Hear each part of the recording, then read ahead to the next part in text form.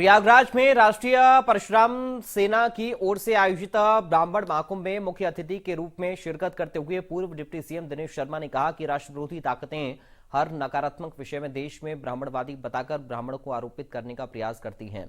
ब्राह्मण कोई जाति नहीं बल्कि वर्ण व्यवस्था में सबसे कठिन कार्य को करने वाला वर्ग था।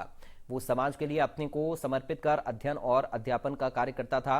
उन्होंने कहा कि सनातन को समाप्त करने हैसियत विपक्षी दलों के पास नहीं।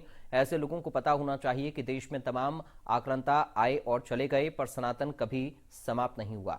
ये अफसोसजनक है कि भारत में रहकर यहीं का खाने वाले विपक्षी दलों के लोग देश की सनातन संस्कृति को कोसने का कार्य कर रहे हैं।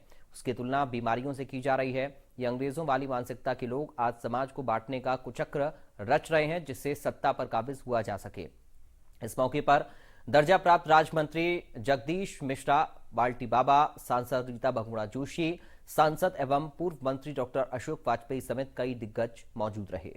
आज पूरे देश में एक चर्चा है, और चर्चा किस बात की है कि विपक्ष के पास जब कुछ नहीं मिलता या ऐसे तत्वों के बारे में जो भारत की राष्ट्रीयता और भारत की संप्रभुता के बारे में जो अच्छे विचार नहीं रखते, वो एक ही आरोप लगाएंगे कि ये मनुवादी व्यवस्था है। आज जो विपक्षी गठबंधन बन रहा है, उसके एक नेता है उदयनिधि स्टालिन। वो कहते हैं कि सनातन डेंगू है, वो कहते हैं सनातन मलेरिया है, वो कहते हैं सनातन कोरोना है और हम इसको समाप्त करके मानेंगे।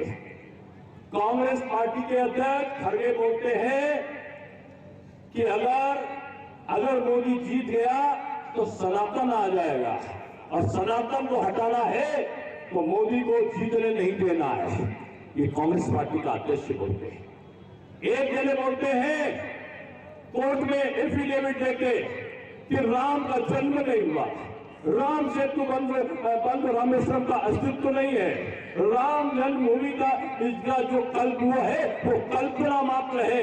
इस देश में रहोगे, इस देश में खाओगे, इस देश की सांस्कृतिक विरासत में अपने आप को रखोगे, लेकिन जब भारत की अस्मिता का प्रश्न आएगा तो आप कहोगे सनातन को हम नष्ट कर देंगे। अरे इस देश को सनातन को नष्ट करने की हैसियत उदयनिधि नहीं, उदयनिधि के बाप में नहीं है जो यहाँ पर बैठा हुआ यहाँ का मुख्यमंत्री है।